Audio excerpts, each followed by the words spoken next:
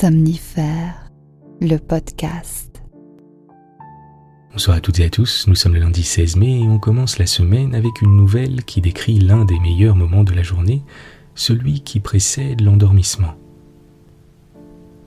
De la quiétude du sommeil de l'enfance aux premières amours qui s'expriment une fois le soleil couché, le narrateur nous emmène ce soir dans une balade poétique qui célèbre les charmes de l'assoupissement.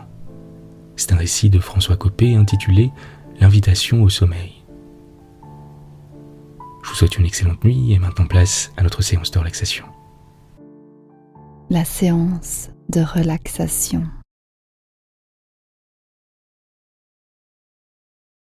Les beaux jours reviennent, les journées s'allongent, on retrouve les terrasses, on se découvre un peu plus.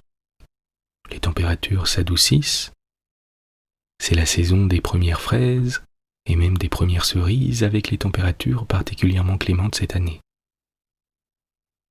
Je vous propose qu'on prenne le dicton « En mai, fais ce qu'il te plaît » à la lettre et qu'on profite de cette mi-mai pour laisser l'amorosité de côté, pour prendre soin de soi, pour faire des choses qui nous plaisent, pour reprendre un peu d'aplomb si on a eu un petit coup de mou et pour accueillir avec optimisme les prochaines semaines.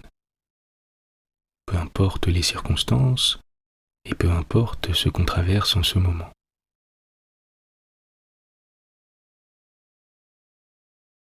Je vous laisse un instant pour vous mettre à l'aise et lorsque vous êtes prêt, commencez par prendre une grande inspiration par le nez, lente et profonde, avant de laisser aller les tensions à l'expiration.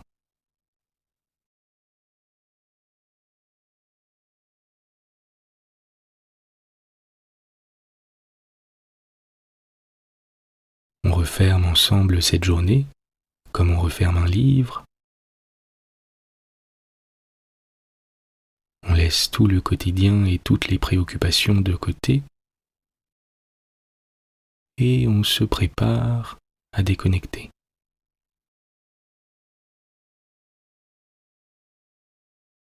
Pensez à bien détendre la mâchoire,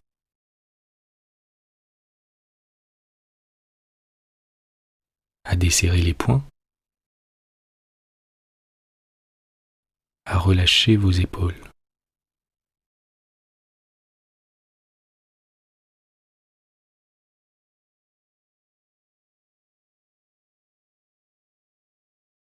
Laissez votre esprit simplement se fondre dans l'instant présent.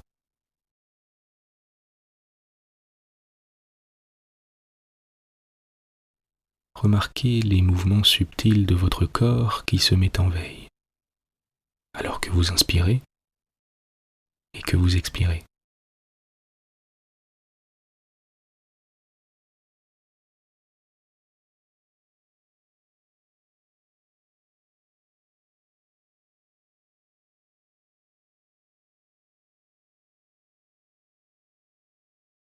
Laissez votre attention lentement se diriger sur votre visage et sur le poids de votre tête sur l'oreiller.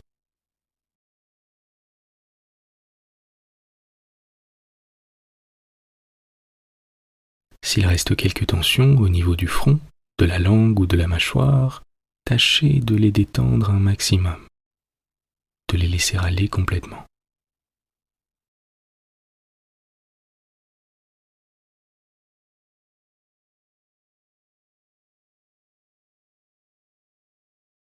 Laissez passer les pensées sans résistance, comme si vous n'y accordiez que peu d'importance, et recentrez votre attention sur le moment présent, sur les appuis de votre corps avec le matelas,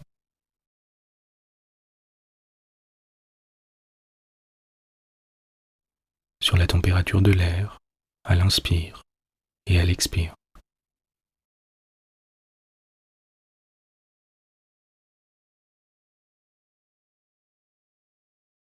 Sur la détente qui s'installe progressivement.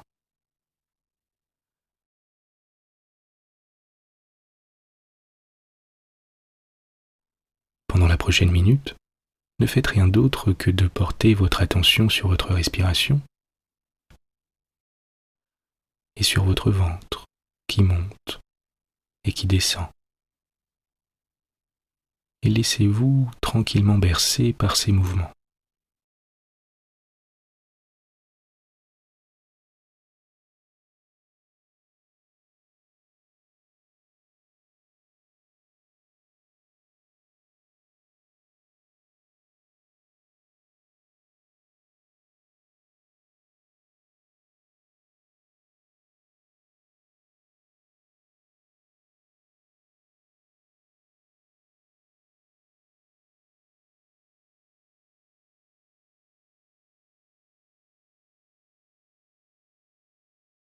Portez votre attention sur vos deux pieds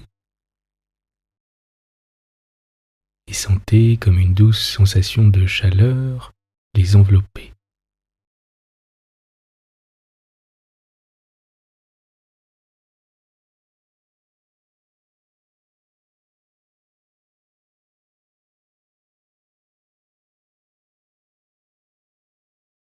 Laissez cette sensation remonter lentement vers vos chevilles,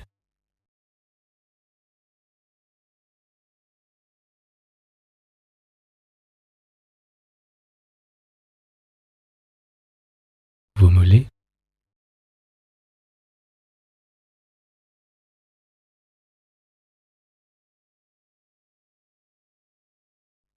vos genoux,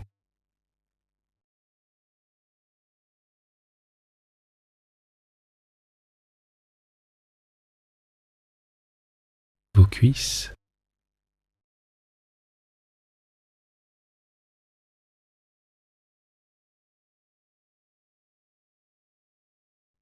vos hanches,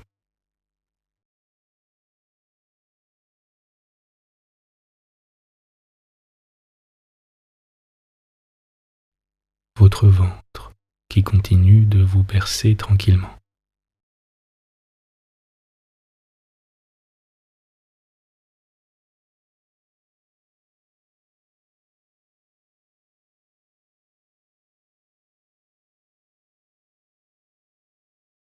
Votre poitrine et votre dos.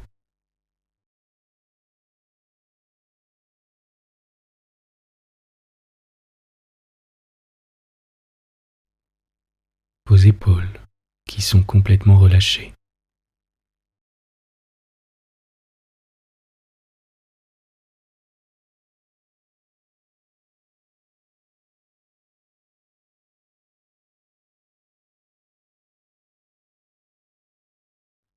Laissez cette sensation de détente s'installer un peu plus à chaque expire.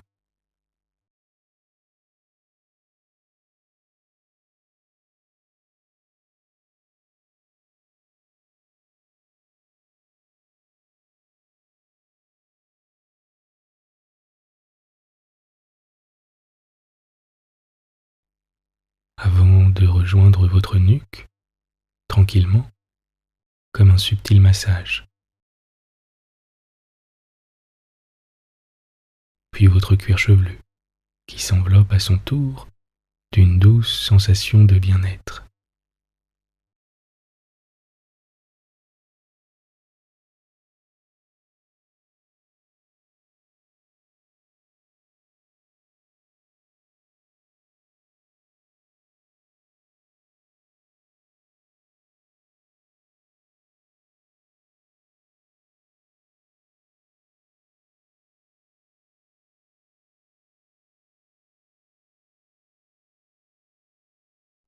Pendant un court instant, ne faites rien d'autre que de profiter de cet état de détente et de quiétude.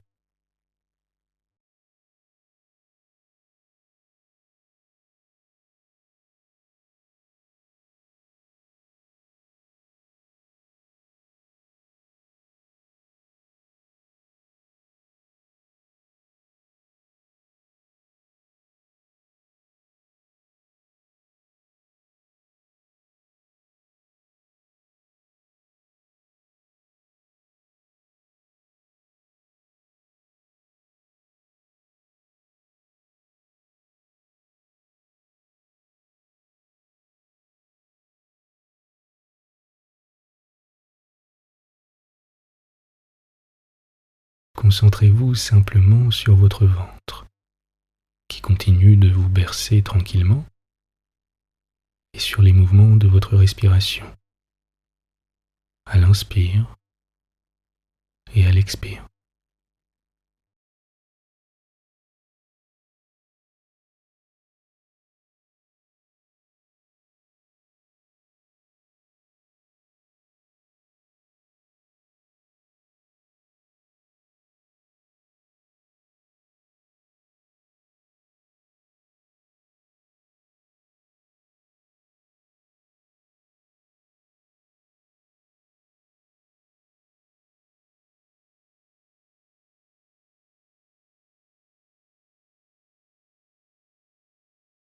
L'histoire du soir. Vous êtes calme et détendu.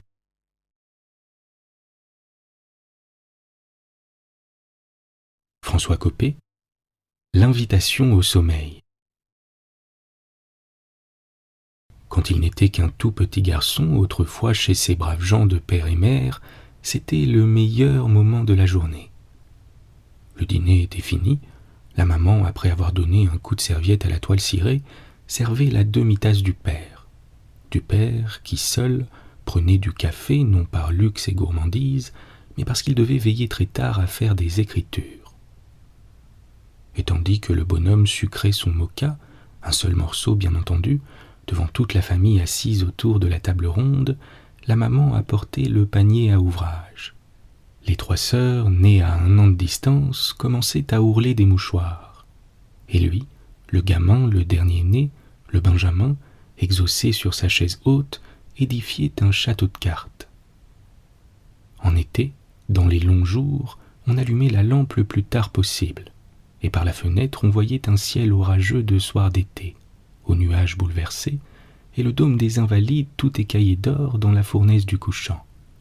Comme c'est très mauvais pour la digestion d'écrire comme ça tout de suite après dîner, on faisait un peu causer le père afin de retarder le moment où il se mettrait à son travail du soir. Des copies de mémoire à 6 sous le rôle pour un entrepreneur de quartier. Le pauvre homme, une nature de rêveur, un esprit littéraire, en était arrivé là ayant perdu l'espoir de passer sous-chef et employait toutes ses soirées à copier du jargon technique. Démonter et remonter la serrure, donner du jeu à la gâche, etc., etc. Mais pour le moment, il s'oubliait à bavarder avec sa femme et ses filles, gaiement, car tout allait à peu près bien dans l'humble ménage. « Louise, mon enfant, s'écriait le père, tu fais des châteaux en Espagne. » Et l'on riait. Tout à coup, il faisait presque nuit dans la chambre, le père s'apercevait que son petit garçon venait de s'endormir, la tête sur son bras replié, parmi l'écroulement du dernier château de cartes. « Ah, disait joyeusement le brave homme, le marchand de sable a passé. » L'exquise minute. Il ne l'oubliera jamais, le gamin qui a des cheveux gris maintenant. Sa mère le prenait dans ses bras, et il sentait la barbe rude de son père et les lèvres fraîches de ses 3 sœurs se poser tour à tour sur son front ensommeillé. Puis avec une délicieuse sensation d'évanouissement, il laissait tomber sa petite tête sur l'épaule maternelle, et il entendait confusément une voix douce, si douce et caressante, murmurer près de son oreille. Maintenant, il s'agit de faire dodo. 20 ans plus tard, il était un poète inédit, un étudiant en rime, et il faisait une partie de campagne avec sa chère petite Maria, une modiste ressemblant à une madone du Corrège. À l'arrivée, en descendant de la voiture publique et en déposant leurs légers bagages dans la chambre d'auberge, ils avaient bien ri, elle et lui, du brevet de maître d'armes encadré, du bouquet de fleurs d'oranger sous un globe, du grand lit à bateau et du papier de tenture où se reproduisait à l'infini un nabab fumant son chibouk sur un éléphant. Mais quand ils eurent ouvert la fenêtre donnant sur de la vraie campagne, et qu'ils virent devant eux la route forestière, la route humide et verte fuyant sous les châtaigniers, ils poussèrent un cri de joie, les Parisiens, et dans leur enthousiasme, ils se donnèrent un baiser en pleine bouche devant la nature. Et depuis 2 jours de juin trop chauds, à l'atmosphère de bain trempée de courtes averses, il vivait là, battant les bois du matin au soir, et avant de se coucher, laissait la fenêtre entr'ouverte pour être réveillés par les rossignols. Et ils étaient si heureux, qu'ils avaient oublié tout leur passé et qu'il leur semblait avoir toujours habité cette chambre rustique. Déjà, il avait eu des maîtresses, mais celle-ci était vraiment la première, la seule qui l'eût aimé ainsi, avec cet abandon, avec cette confiance. Douce, silencieuse, aimante, et si mignonne avec des yeux tendrement malins. Il était fou d'elle, fou de l'odeur fraîche qu'elle exhalait, de ses mots d'enfant, de la moue si sage et si sérieuse de sa bouche quand elle était pensive.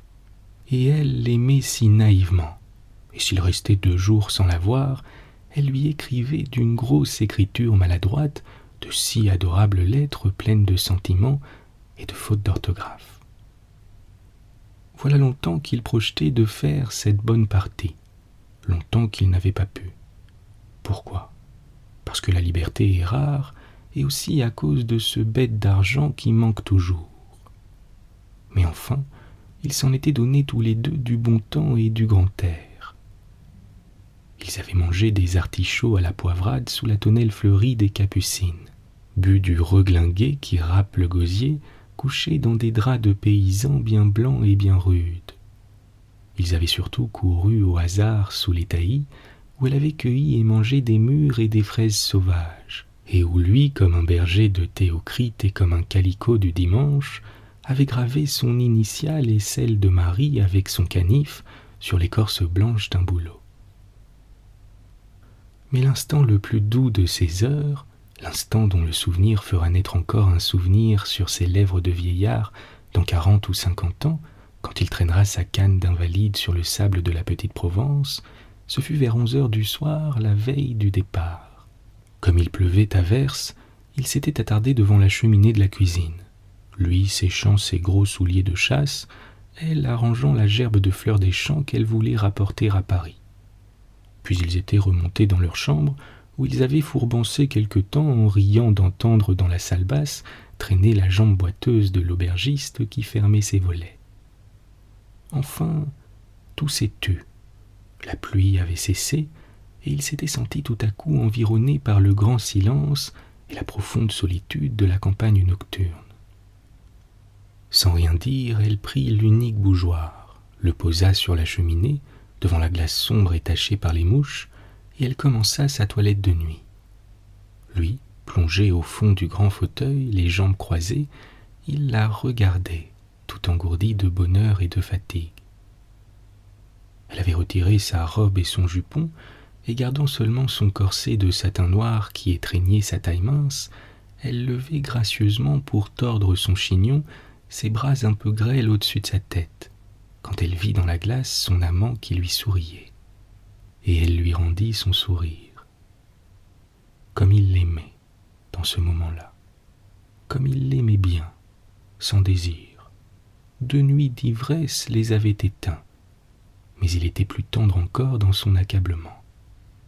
Devant le lit préparé qui embaumait la lavande, devant les 2 oreillers jumeaux, il savourait d'avance la volupté délicate de s'abandonner à l'étreinte de son ami, de lui dire bonsoir dans un baiser sans fièvre et de s'endormir sur ce cœur simple qui ne battait que pour lui. Et c'est alors que, semblant deviner sa pensée, elle était venue s'asseoir sur ses genoux, l'avait pris dans ses petits bras, et le regardant de tout près avec ses yeux fins et doux que fermait à demi le sommeil, elle lui avait dit câline comme un enfant qui veut être bercé, et d'une voix mourante de lassitude. Maintenant, il s'agit de faire dodo.